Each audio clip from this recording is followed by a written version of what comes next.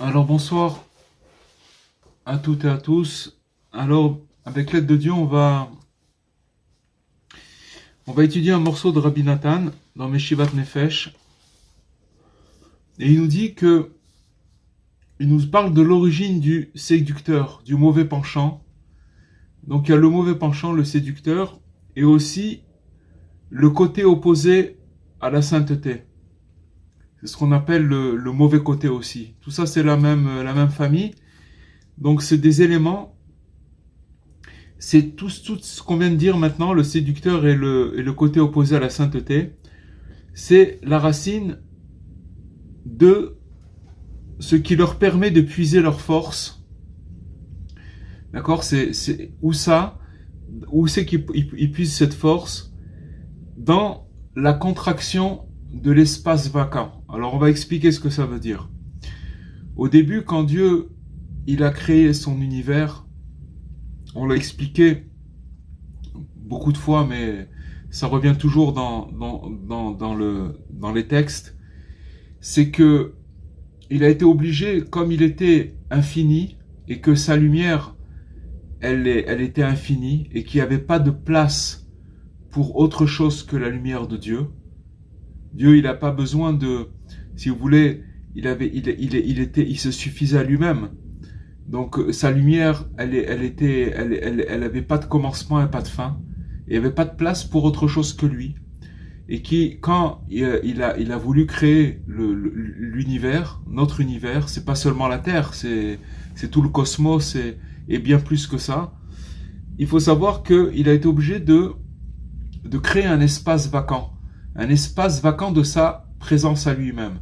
C'est-à-dire qu'il a été obligé de se diminuer, de faire un espèce d'espace, et que dans cet espace, il retire sa lumière, et donc il pouvait donner la possibilité à autre chose que sa présence d'exister. C'est comme ça que le Harizal, il explique comment le monde a été créé, tout l'univers a été créé. Et donc, il faut savoir que maintenant, le séducteur, le mauvais côté, il puise sa racine justement dans le fait où Dieu, il a retiré sa lumière. Ça ne veut pas dire qu'il n'est pas là, il est là. Euh, il existe, il est là, mais seulement, il a laissé, si vous voulez, la place à autre chose que lui. Et du fait qu'il a laissé la place à autre chose que lui, c'était pour laisser le libre arbitre, pour que le libre arbitre il puisse exister. D'accord? C'est pour ça. Et en fait, il faut savoir que cette dissimulation de sa présence, alors, nous dit Rabbi Nathan, elle rappelle la notion de vol. Parce que finalement, quand on vole un objet, si par exemple quelqu'un il vole un objet, alors il dissimule l'objet. Pour le voler, il faut le cacher. Donc si vous voulez, Rabbi Nathan, il nous explique que le fait que Dieu a dissimulé sa lumière, sa présence, pour laisser la place à tout son univers exister, alors ça représente, si vous voulez, une notion de vol. Parce qu'il faut savoir que le maître du monde, Dieu, il existe, il est aussi présent à l'intérieur de l'espace vide. Parce que bien entendu, quand il a créé cet espace vide dans son univers, alors c'est sûr qu'autour de cet espace, dans les limites, au dehors de la frontière de cet espace-là, la lumière infinie, elle est toujours là. Mais donc, si vous voulez, dans cet espace, il nous dit, Rabbi Nathan, que la présence des dieux, elle est toujours là. Elle est toujours présente dans cet espace vacant, dans cet espace vide. Mais il a choisi de se voiler afin d'éprouver l'homme et de lui donner le libre choix. D'accord? De lui donner le libre choix, c'est-à-dire que, à partir du moment si on était dans un monde où la lumière de Dieu, elle était évidente, alors on n'aurait plus aucun mérite. Parce que quand on voit les choses, la lumière évidente, elle est clairvoyante, et toutes les situations on peut les comprendre. Ça veut dire quoi que la lumière de Dieu, elle est partout? Ça veut dire que dans n'importe quelle situation, on arrive à reconnaître Dieu et on arrive à recevoir la réponse de chaque... Il n'y a même pas de question en fait. Il n'y a aucune question. Les choses, elles sont claires. Et donc, il faut savoir qu'il a décidé de se voiler justement pour nous éprouver et nous donner le libre choix, comme c'est dit dans le prophète, dans un des versets dans le prophète. Tu es un Dieu qui se cache. Le prophète, il dit que Dieu, c'est quelqu'un qui se cache. Il se cache, on voit bien qu'il se cache. Si vous voulez, on se branche à la croyance. C'est une croyance, mais c'est pas quelque chose qu'on voit. Et il faut beaucoup travailler, il faut beaucoup se donner du mal pour pouvoir, des fois, révéler une situation. Et c'est pas évident parce que c'est quelque chose qui se répète. Donc on voit qu'Hachem, il est caché, et c'est le prophète qui dit, tu es un Dieu qui se cache. Maintenant, dans le même ordre d'idées,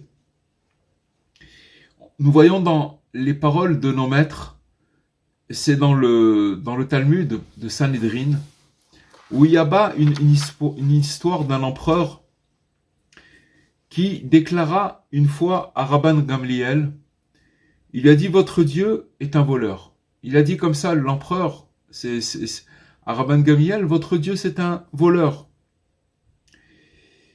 Et on lui répondit que c'était pour le bien. Ça veut dire la réponse qu'on lui a donnée, on va expliquer, on lui dit que c'était pour le bien. Et comme cela est exprimé à travers une parabole, comment ça s'est passé en fait l'histoire? Donc, l'empereur déclara une fois à Rabban Gamliel, votre Dieu est un voleur. Et preuve en est, il a amené un verset. Donc, l'empereur, il a amené le verset de la Bible, de la Genèse, dans Bereshit.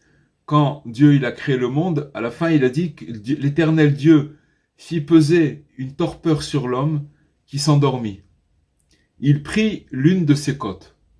Donc, c'est ça que finalement, on voit que l'homme, il a endormi l'homme, Dieu il a endormi l'homme, il lui a fait peser une torpeur, il s'est endormi, et au moment où il est en train de dormir, il lui a arraché une côte, il lui a enlevé une côte, d'accord, de cet homme-là. Donc, ça s'appelle, il lui dit, votre Dieu c'est un voleur, parce qu'il a profité du sommeil pour vous enlever une côte. Maintenant, il y avait pendant cette histoire-là, il y avait la fille de Rabban Gamliel qui s'est interposée et qui a demandé à son papa, à Rabban Gamliel, à son père, laisse-moi lui répondre. Laisse-moi répondre à l'empereur. Je vais lui répondre. Et elle se tourna vers l'empereur et elle dit à l'empereur, amenez-moi un commissaire. Amenez-moi un policier, un commissaire, d'accord? Alors l'empereur dit pourquoi vous avez besoin d'un commissaire? Alors la fille de Rabban Gamliel lui répondit, des voleurs se sont introduits chez nous cette nuit. Ils nous ont dérobé un pichet d'argent, d'accord, une carafe d'argent, mais ils ont remplacé cette carafe d'argent par une carafe en or. Alors, l'empereur, il a répondu, si de tels voleurs pouvaient me visiter régulièrement, d'un air de dire, j'aimerais bien qu'il y ait beaucoup de voleurs comme ça qui rentrent chez moi à la maison, qui me remplacent une carafe d'argent par une carafe d'or, ils sont le bienvenu. Alors la fille de Rabban Gamliel, elle lui dit, n'est-ce pas une bonne chose que pour le premier homme, qu'on lui prenne une côte et qu'on lui donne à la place une femme? C'est-à-dire que maintenant, le premier homme qui était Adam, on l'a endormi, on lui a pris une côte, et on sait très bien que de cette côte, alors Dieu, il a créé la femme.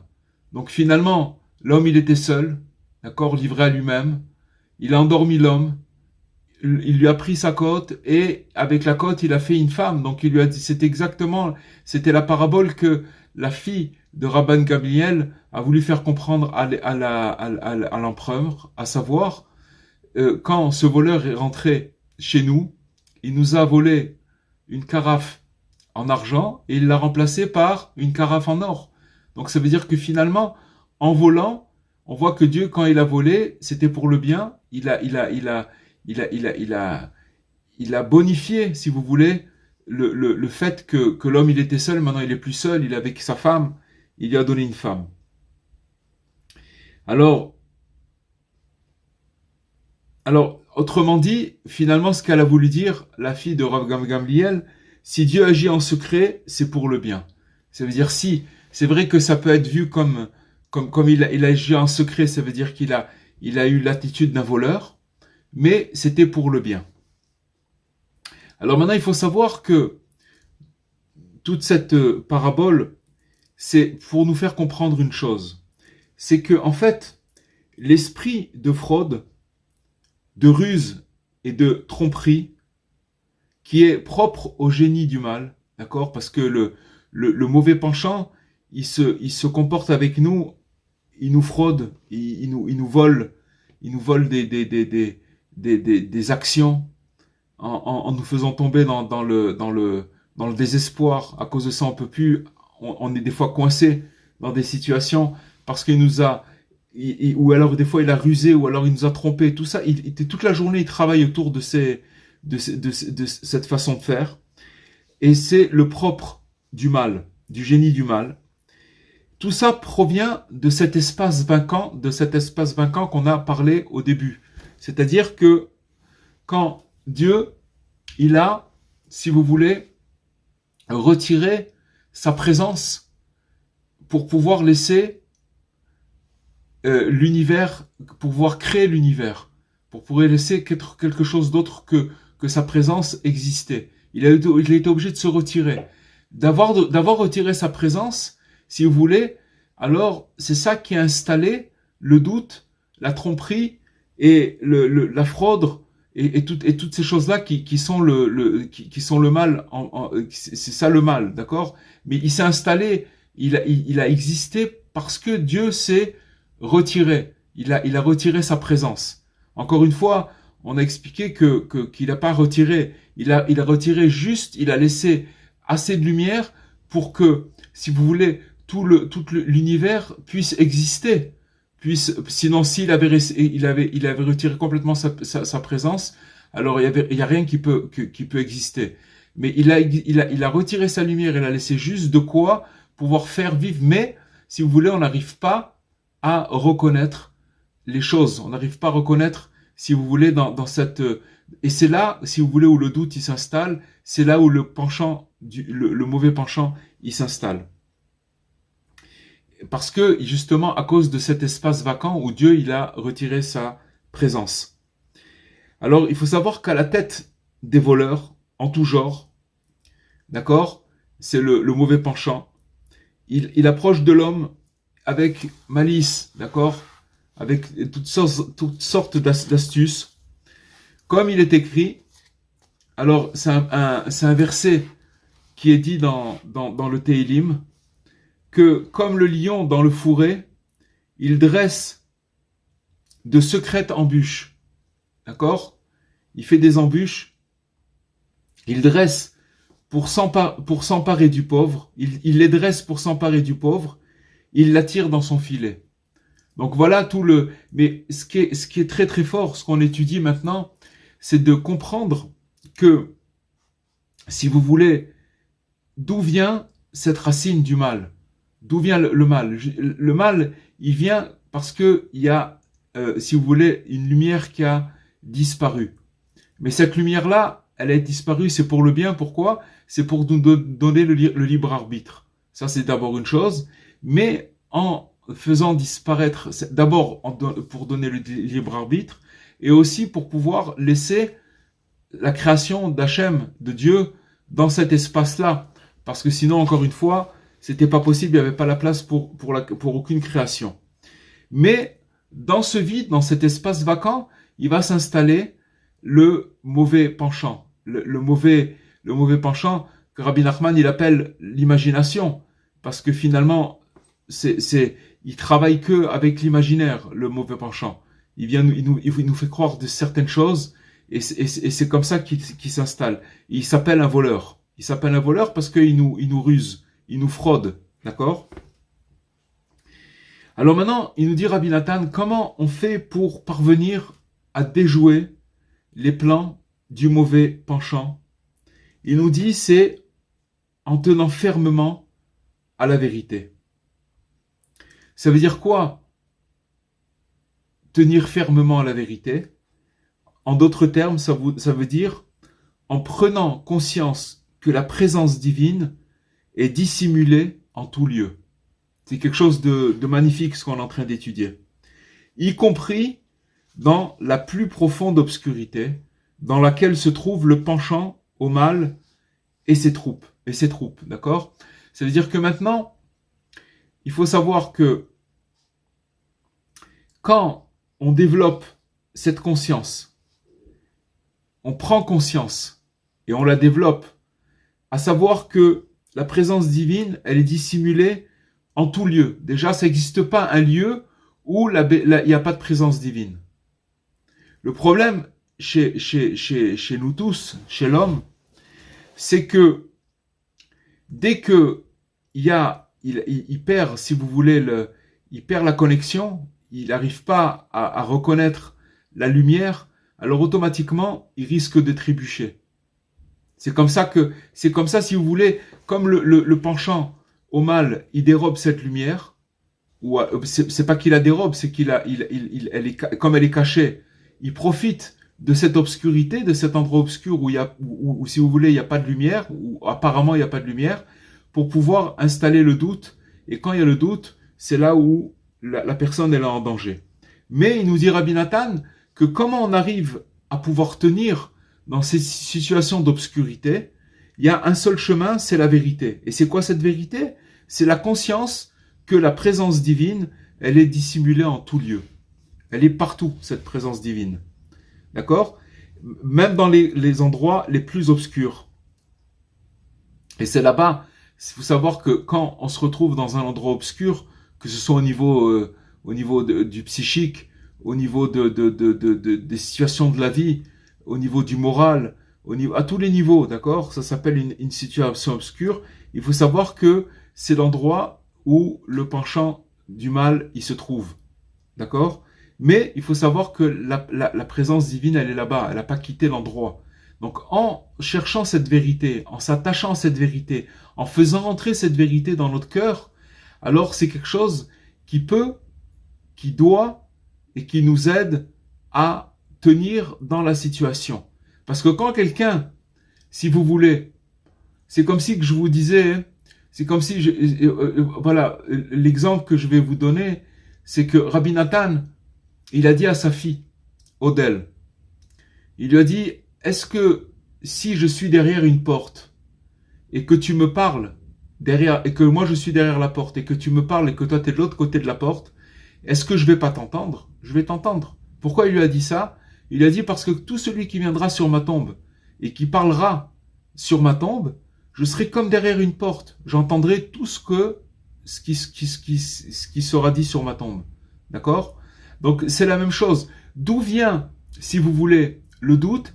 C'est comme si quelqu'un, il a l'impression de parler au mur. D'accord? Il voit pas la présence de Dieu. Il la voit pas. Mais s'il sait qu'elle est là, dans les endroits les plus obscurs, et que la présence de Dieu, elle est toujours là, d'accord? Donc ça veut dire qu'il va commencer à avoir il va s'attacher à cette vérité, et c'est cette vérité qui va lui permettre de déjouer tous les plans du mauvais penchant. C'est ça qu'il nous dit Rabbi Nathan.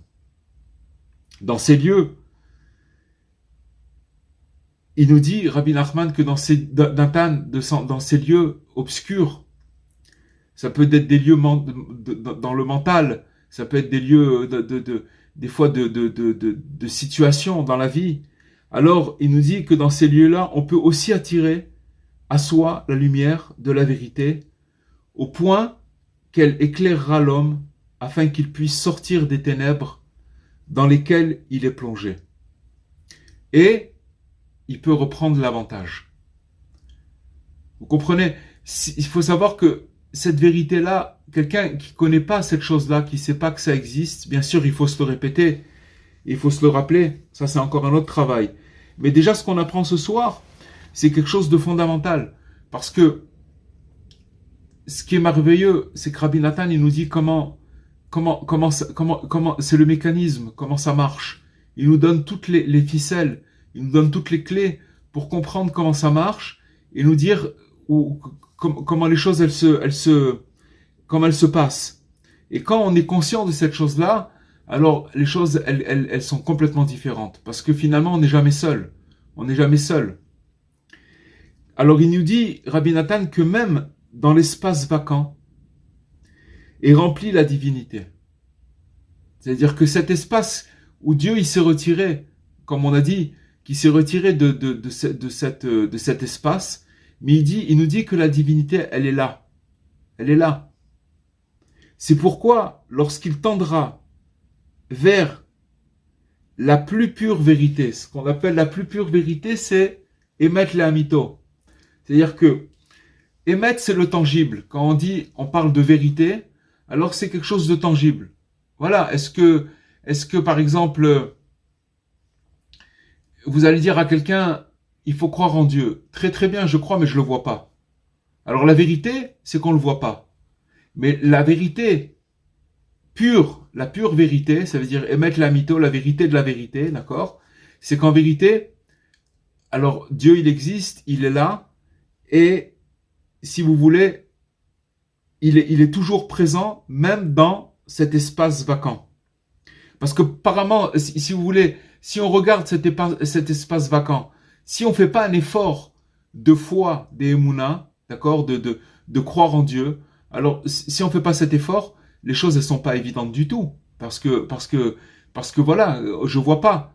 Il y a voir et il y a voir et savoir. Vous comprenez, c'est pas la même chose. De savoir, alors je sais, mais j'ai pas vu. Alors si vous voulez, la émouna c'est de savoir, c'est de croire, mais on n'a pas vu. Donc mais maintenant, c'est pour ça qu'il doit aller vers la vérité de la vérité. Pourquoi? Parce qu'il nous explique que c'est marqué dans le Teilim. Le roi David nous dit aucune obscurité ou ombre pour se soumettre à Dieu. C'est-à-dire qu'il n'y a aucune obscurité, d'accord, ou ombre qui se soumet à Dieu. C'est-à-dire quoi? C'est-à-dire quoi qui se soumet à Dieu? Est-ce que tu vas croire que maintenant, parce qu'il y a de l'obscurité, alors Dieu il a disparu? Pas du tout. Il y a rien qui peut se soustraire à Dieu. Ça n'existe pas. Pourquoi? Parce que Dieu, il remplit tous les univers. Il n'y a pas un endroit où la présence de Dieu n'existe pas. Ça n'existe pas. Elle n'est pas évidente. C'est pour ça que le Teilim nous dit que aucune obscurité ou ombre n'est soustraite à Dieu. Et c'est marqué aussi dans les prophètes, dans Job, que les ténèbres, car les ténèbres même ne sont pas obscures pour toi. C'est-à-dire que maintenant, Job il dit, les ténèbres ils sont pas obscures pour toi. Pourquoi? Parce que tu es lumière. Donc y a pas, donc d'une manière ou d'une autre, la présence de Dieu, elle est partout. Et il y a encore aussi un verset, un autre verset qui nous dit, dans un autre prophète, si je suis confiné dans les ténèbres, on parle de Dieu, si je suis confiné dans les ténèbres, l'Éternel, non, excusez-moi, c'est le prophète qui dit, si je suis confiné dans les ténèbres, l'Éternel est une lumière pour moi. Donc finalement, dans toutes les cas de figure, Dieu il existe, il est là, d'accord? Et de savoir cette vérité, quand on est dans l'obscurité, c'est ça qui nous donne les forces et la parade, et de pouvoir prendre l'avantage par rapport aux situations où on va se retrouver dans des situations d'obscurité. Parce qu'il faut savoir que, de toutes les façons, quand on arrive dans des situations obscures, dans des passages étroits de notre vie, ça peut être des fois une journée, ça peut être des fois des périodes, ça peut être des fois des états d'esprit, d'accord? Il faut savoir que tout ça, c'est pour nous faire dévoiler une plus grande présence de Dieu. Il faut le savoir, que ça vient pas comme ça. Ça vient parce que maintenant, on doit passer à une étape supérieure et on doit dévoiler quelque chose de plus grand. Mais pour le dévoiler, on est obligé de passer par cet état. D'accord? Cet état. Mais maintenant, comment on arrive à passer cet état? C'est en sachant que la présence de Dieu, elle est omniprésente et elle est toujours là. Il nous a amené des versets pour nous faire comprendre cette chose-là. Alors, il nous dit, Rabbi Nathan, que grâce à tout ça, tout ce qu'on vient de dire, l'homme, il va parvenir alors non seulement à quitter sa propre obscurité, mais il va faire sortir aussi le bien qui était enfoui depuis longtemps. C'est-à-dire quand même, maintenant, il faut savoir que quand, entre les lignes, ce qu'on est en train de dire maintenant, ce qu'il est en train de dire Rabbi Nathan, c'est tout simplement que il y a l'obscurité. Alors on se dit, bon, alors voilà, maintenant je passe un moment difficile, alors faut que comme on dit, je serre les coudes et que voilà, et que j'attende que ça passe. Mais c'est pas ça l'esprit. L'esprit, c'est que maintenant, si on est en train de te faire passer dans cet endroit obscur, de savoir d'abord que Dieu il est là, mais que quand tu vas reprendre l'avantage, tu vas faire sortir tout le bien qui a été enfoui dans cette situation déjà depuis très longtemps. Et maintenant, il n'y a que toi qui peux faire ce travail et personne d'autre. Parce que si ça vient à toi, c'est que ça veut dire que maintenant, tu as une mission de faire sortir le bien qu'il y a dans cette situation.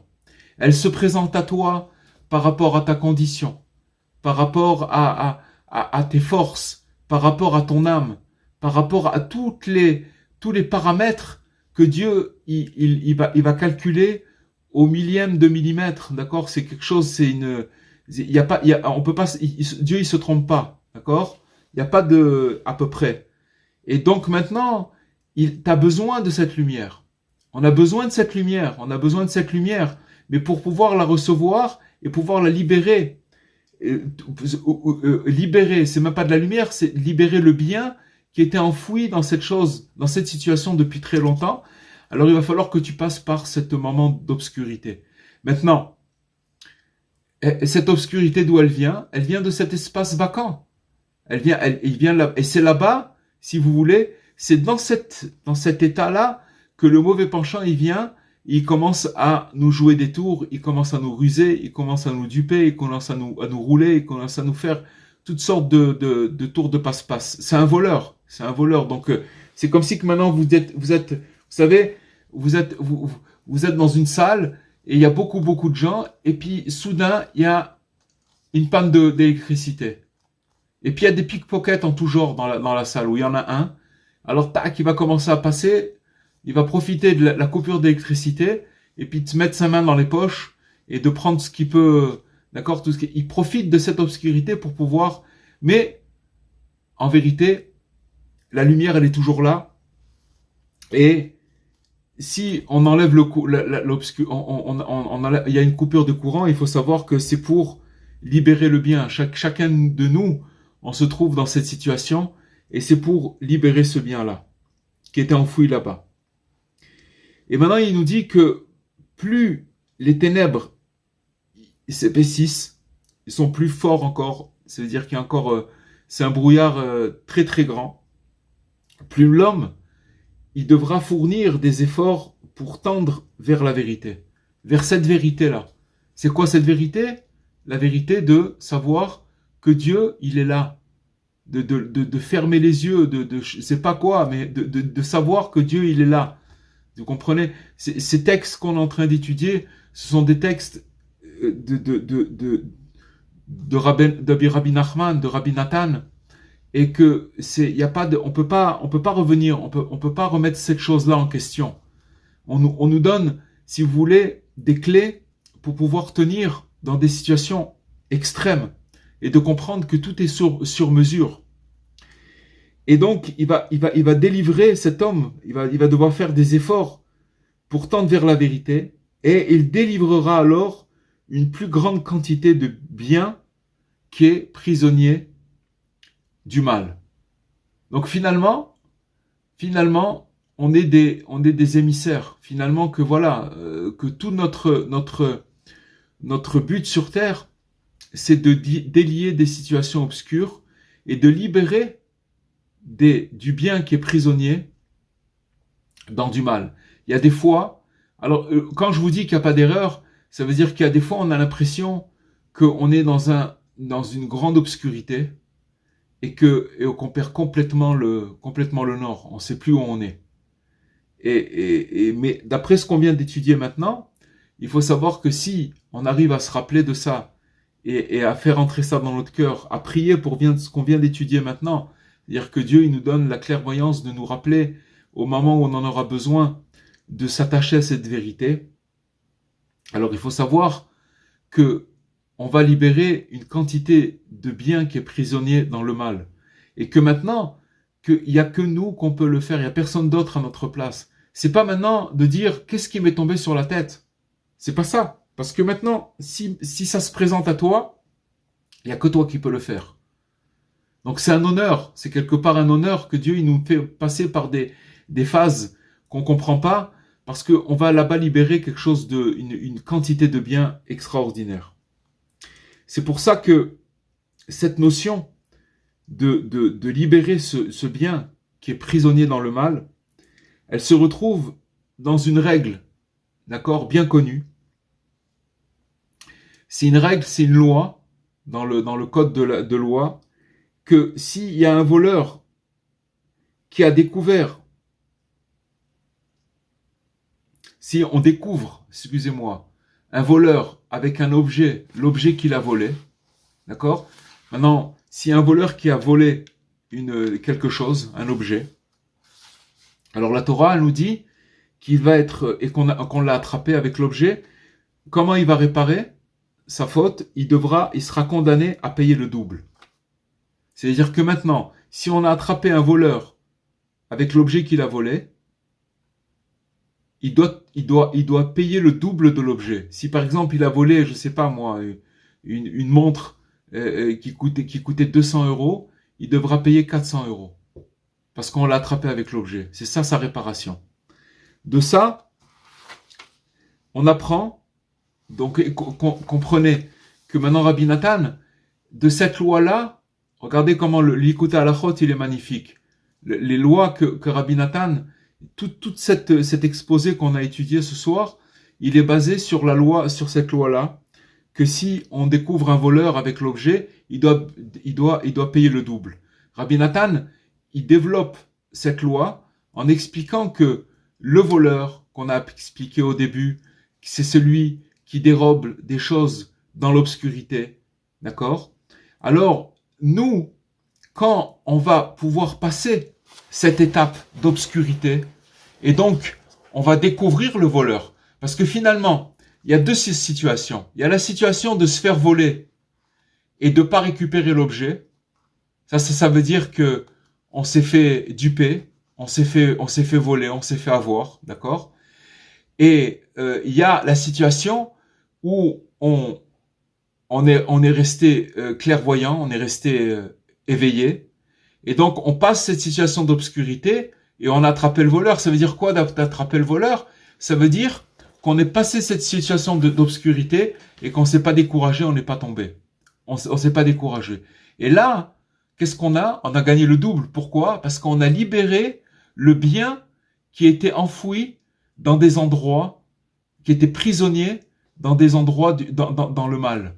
Et donc on s'est retrouvé avec le double, si vous voulez, c'est ce qu'il a fait Dieu. Qu'est-ce qu'il a fait Dieu avec rappelez-vous ce qu'on a dit, c'est que l'empereur il a accusé Dieu d'être voleur. Pourquoi? Parce qu'il a pris la côte de l'homme. Mais seulement, hein, avec cette côte-là, il a fait une femme. Vous vous rappelez l'histoire du pichet? Elle lui a donné cette parabole. Il y a un voleur qui est rentré chez nous, il nous a volé un pichet d'argent et il nous a remplacé le pichet d'argent par un pichet d'or. Donc c'est ça le truc. Maintenant, c'est exactement la même chose. Quand on se trouve, nous, dans des situations d'obscurité, des situations où on va perdre complètement la lumière, où alors il faut savoir que maintenant, on est en train de se mettre, on est devant la situation pour pouvoir récupérer du bien dans cette situation-là. Si on arrive à passer cette étape, alors on va se retrouver avec le double, c'est-à-dire qu'avec le bien qu'on aura libéré du mal. Voilà ce qu'il nous dit Rabbi Nathan, c'est quelque chose de très très très très beau. Et si vous avez des questions, alors voilà. Je voulais vous demander concernant ce qui a été étudié ce soir, est-ce qu'on peut mettre ça en rapport avec le pont très étroit?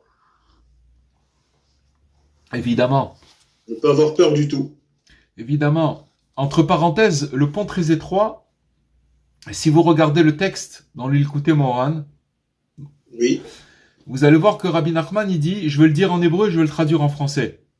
Da ki tzarich ha'adam la'avor al gesher tsar me'od, ve'aklal ve'aikar, shelo itpachet klal. Il dit comme ça. Il dit, sache qu'un homme, il doit passer sur un pont très étroit, et le principal et l'essentiel, c'est pas de pas avoir peur, c'est ne pas se faire peur. Imaginez-vous quelqu'un qui passe sur le pont, un pont étroit.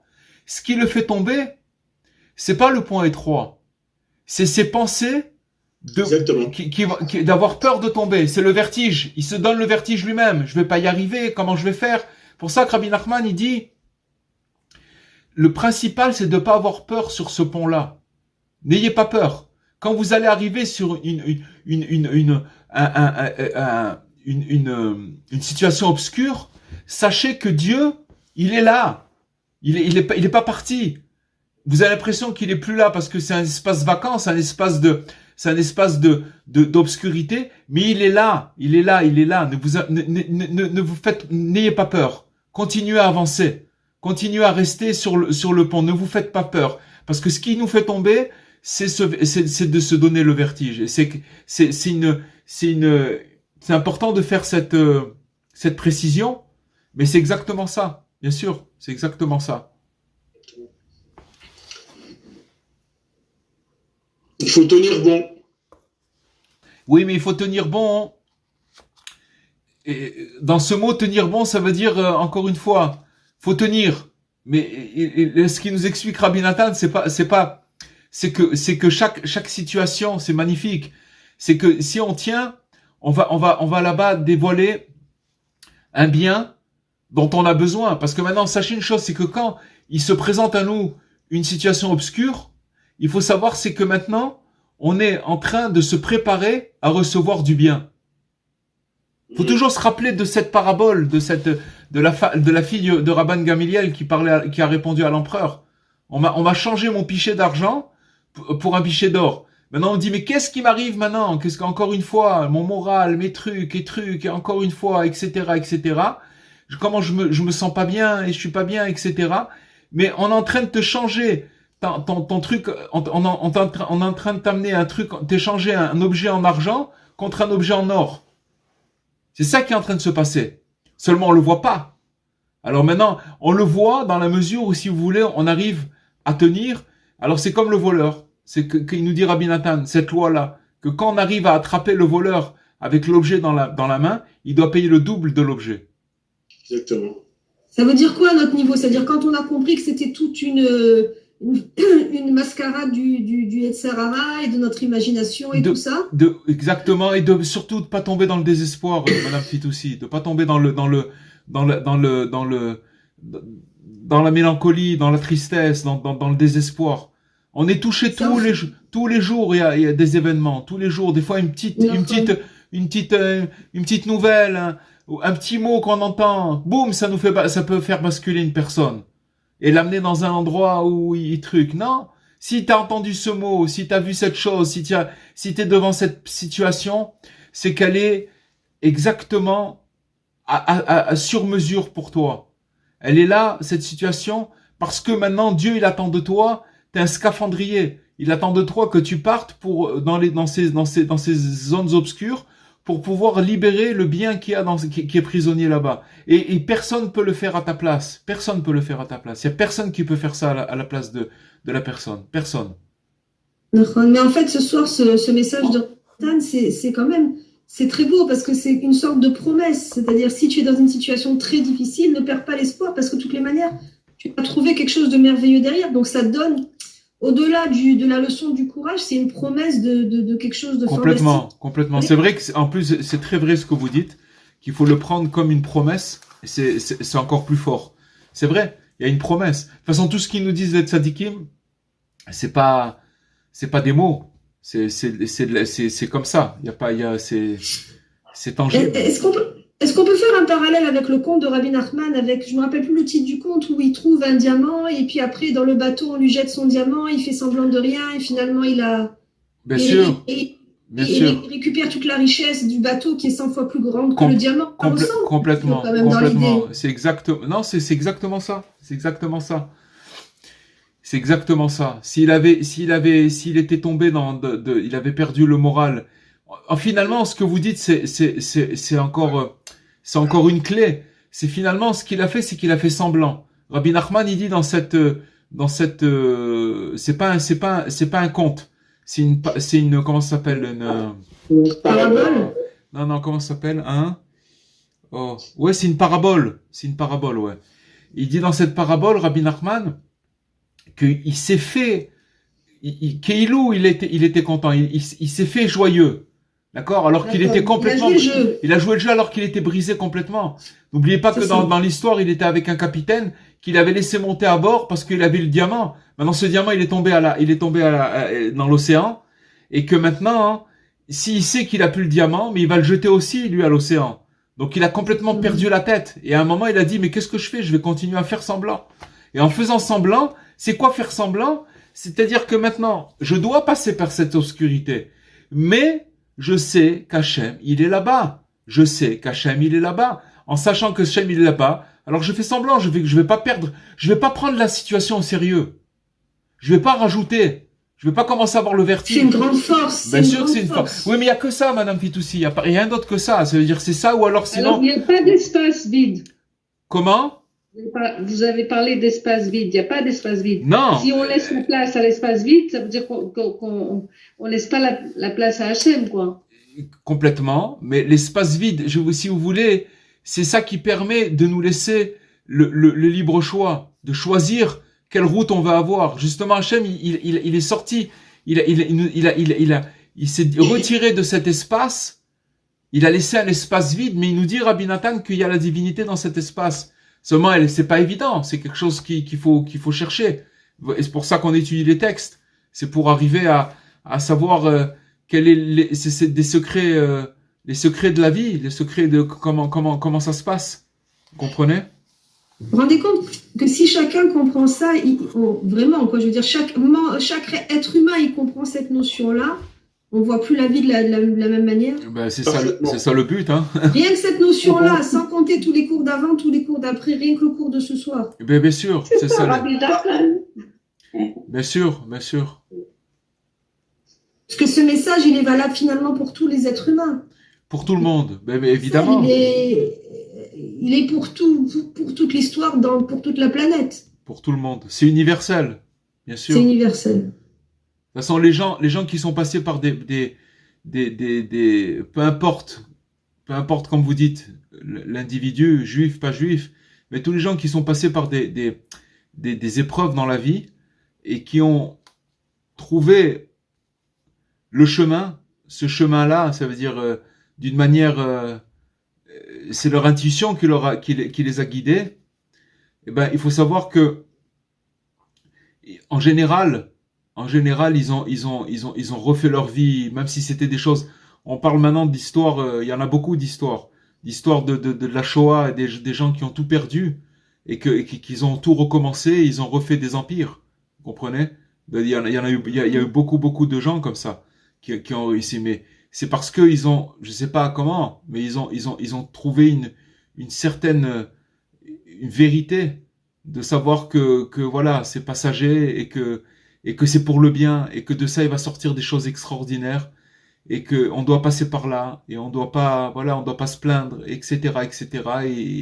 Et à la fin ils sont sortis vainqueurs et gagnants. Et voilà, il y en a beaucoup il y a eu beaucoup d'histoires comme ça. Ça rejoint aussi le cours de prisonnier de l'espoir aussi, non? Aussi. Le cours de ce soir, je pense. Aussi, mais on peut tout lier, mais vous savez, Rabbi Nathan, c'est comme on a dit une fois, Rabbi Vincent, que Dieu lui donne la santé, Rabbi Israël Yitzhak Ben Fortuné, il disait, c'est très facile. Il y avait Rabbi Nachman, quand il a dit le désespoir n'existe pas. Alors il y a qu'à prendre cette parole, le désespoir n'existe pas, faire des autocollants et de le mettre partout. Le désespoir n'existe pas. Mais il faut l'expliquer.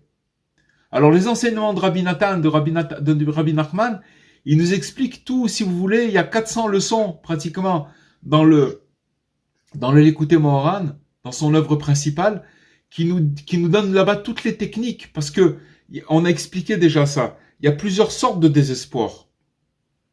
Il y a des gens qui sont désespérés, mais ils sont joyeux. C'est un désespoir joyeux. Vous comprenez, il y a toutes sortes de désespoir. Le désespoir, c'est pas forcément quelqu'un qui a la tête, qui fait la tête. C'est pas ça le désespoir. Ça peut être quelqu'un qui, vous comprenez, mais ça s'appelle aussi du désespoir. Donc il y a toutes sortes de désespoir. Il faut être alerte. Il faut être éveillé à tout ça. Et l'étude des enseignements de Rabbi Nachman, c'est pour avoir tous ces outils, toutes ces clés, ces outils. C'est comme apprendre des arts martiaux, d'être prévenu et de savoir que voilà. Parce que voilà, d'avoir toutes ces techniques là. Alors c'est marrant ce que vous dites parce que j'ai une amie Breslev de Ashdod qui avait fait faire des autocollants justement avec le désespoir n'existe pas. Ouais. Et j'avais collé ça dans le centre d'Ashkelon. Ouais. Des autocollants comme ça. C'est bien. Mais il faut l'expliquer. Ce qu'on a fait ce soir, c'est maintenant je vois là. Alors maintenant, c'est quelqu'un qui se marque cette phrase, le désespoir n'existe pas, ou s'il a un autocollant comme ça. Après ce qu'on a étudié ce soir, quand il va regarder le désespoir n'existe pas, alors il va avoir un angle du désespoir n'existe pas. Vous comprenez? Les prisonniers de l'espoir, c'est encore un autre angle. Il y en a, voilà, c'est infini, mais il y a besoin de tous les, et puis répéter. Tout se rejoint. Je le dis très, très souvent, le désespoir n'existe pas. Avec des gens qui ont des problèmes et tout. Je le dis très souvent. Ouais. Bon, Hachem. Ça, Dieu, Baruch Hashem, c'est très beaucoup. Baruch Hashem. Il y a une autre question? Bon, Hachem, c'était... J'ai pas compris. Pardon. Excusez-moi, j'ai pas compris quand. Merci. J'ai pas compris quand vous dites le désespoir, on est joyeux. Le mot désespoir déjà, comment on est joyeux? C'est-à-dire quelqu'un qui fait bonne figure peut-être. Non. Il y a des fois, si vous voulez, je vais vous donner un exemple, vous allez comprendre. Des fois, une personne, elle fait des efforts, et puis elle capitule, elle chute. D'accord? Elle chute, elle revient en arrière. Et quand elle revient en arrière, elle le prend très mal. Donc elle se dit, bon, c'est pas grave, c'est pas pour moi. Allez, hop, je mets ça de côté, et j'arrête avec tous ces trucs-là. Ok? Alors, elle est pas triste, mais ça s'appelle un désespoir. Ça veut dire qu'elle a arrêté de croire à la chose. Vous comprenez ce que ça veut dire? Ça s'appelle un désespoir pas joyeux. Ça veut dire que, voilà, ça y est, c'est pas grave, je m'en fous. C'est très grave. C'est grave dans la mesure où, si vous voulez, la personne... Comment? C'est pire. Ça, c'est pire. Vous savez pourquoi c'est pire? Parce que... C'était pire. C'est pire, je vais vous dire pourquoi. Elle laisse tomber. Exactement. C'est pire parce qu'elle avait un certain, elle a atteint un certain degré, parce qu'elle a dégringolé, elle a abandonné le truc. Rabbi Nachman, il appelle ça un chassid nafoul. Un chassid, un pieux qui est tombé. Vous comprenez? Quelqu'un qui a fait des efforts et des trucs, et boum, il est tombé. C'est pire que tout parce qu'il a déjà goûté. Et quand il a goûté et qu'il a après capitulé et qu'il a dit c'est plus pour moi, alors ça s'appelle un désespoir, c'est pas quand on parle le désespoir où la personne elle est désespérée, c'est parce qu'elle aimerait peut-être y arriver, elle sait pas comment, elle est triste, c'est grave aussi, c'est pas bon. Mais le deuxième, il est pire. Ça c'est sûr qu'il est pire. Parce que ça veut dire qu'elle a abandonné, elle a dit ça y est, c'est pas pour moi, alors elle a mis ça dans congélateur, dans un frigidaire où elle l'a jeté et puis c'est terminé. C'est plus pour moi. Il y a beaucoup de gens des fois comme ça qui se sont rapprochés des fois un petit peu de la teshuva, etc. et trucs pendant des années. Ils ont fait des efforts et puis à un moment, boum, vous les revoyez, ils sont revenus complètement en arrière. On n'est pas là, on juge pas, mais ça vient de ce phénomène-là. C'est qu'à un moment ils ont dit c'est plus pour moi, j'arrête. Ils sont désespérés. Mais c'est un désespoir entre parenthèses heureux parce que ça veut dire que ils se sont débarrassés de la chose pour dire voilà, c'est pas pour moi, allez, c'est terminé, je veux plus. Mais quelqu'un qui continue et même s'il a des difficultés, il revient, il retruc et tout ça, il est dans la mouvance, il est dans la guerre, vous comprenez ce que je veux dire. Et donc ça veut dire qu'il a voilà, cette autre sorte de désespoir dont on parlait. Il y a Mazal aussi qui voulait poser une question. Mazal? Non, c'est pas une question, c'est juste que le cours des prisonniers de l'espoir, moi j'ai trouvé que c'était un cours, mais alors formidable, quoi, ce cours-là. J'ai adoré ce cours, moi. Vraiment, c'est magnifique. Voilà, c'était juste pour dire ça, moi. Bon, Hachem. Juste une question, Rabbi Cohen. Ce qui veut dire qu'en fait, le plus grave, c'est l'abandon. Exactement. D'accord. Parce qu'il y a le désespoir. Mais quand on abandonne, on est mort. Non, oui, alors non, on est mort vivant. Oui. Voilà. C'est un mort Et vivant. c'est là qu'intervient la fameuse phrase Ani Yehush Ba'olam Klal. Ouais. Oui, mais je veux dire, il faut prévenir. D'accord, on comprenait, on prévient parce que c'est quelque chose. Et tous les enseignements, on croyait, sachez une chose, c'est que tous les enseignements, c'est pour nous prévenir parce qu'il y a des surprises dans la vie. Il y a des surprises. Alors, et pourquoi, vous savez, des fois, on étudie tous ces textes et tout ça, on dit ouais, d'accord, alors truc, faut pas se décourager, truc et tout, mais c'est pas en trop. Ne croyez pas que c'est en trop parce que c'est des choses qu'on a besoin sans arrêt et que des fois, on les étudie pour le futur. Hachem, il nous les emmène pour nous, vous comprenez, comme on dit, il nous envoie le remède avant le problème. Et c'est très important. Parce que, comme elle dit Rava, l'abandon, c'est quelque chose de, c'est la pire des choses. C'est la pire des choses. Pour ça que Rabbi Nathan, il a dit, si tu m'as mis dans le sac, je suis rentré dans le sac de Rabbi Nachman, juste une chose, Rabbi Nachman, fermez bien le sac. Qu'il soit bien fermé à double tour. Comprenez? C'est pas, des fois on peut rentrer dans un sac. C'est comme si vous attrapez un chat et vous le mettez dans un sac et vous laissez le sac ouvert. Alors il est dans le sac, mais il peut sortir. Comprenez? Alors la même chose. Quand on se fait attraper dans le sac, les enseignements de Rabbi Nachman, il faut faire tout pour fermer le sac parce que il y a le vent de la folie, le vent de trucs qui veut nous, comprenez? Qui veut nous faire, c'est tout. C'est comme ça. C'est pas, Regardez les autres. comment? Ou le voleur. Ou le voleur, exactement. Exactement. Il y a le voleur qui vient, qui veut, comment dirais-je, dénouer le nœud. Comprenez? Il veut essayer, à chaque fois il vient, il dit bon, on va faire un nœud coulissant. Alors il fait tac, il fait comme ça, comme les nœuds qu'on fait dans les chaussures. D'accord? Et alors on peut l'ouvrir facilement. Il faut à double et à triple et à quadruple et voilà, Bezrat Hashem. Principal, je vais vous dire, c'est de continuer à étudier les enseignements de Rabbi Nachman et Baruch Hashem, ce beau groupe qu'on est, faut continuer et voilà, on est tous dans le même bateau. C'est exactement ce que je voulais dire. Je voulais vous remercier parce que c'est vrai que c'est quand même important, d'étudier toutes les halakhot, etc. Mais ce côté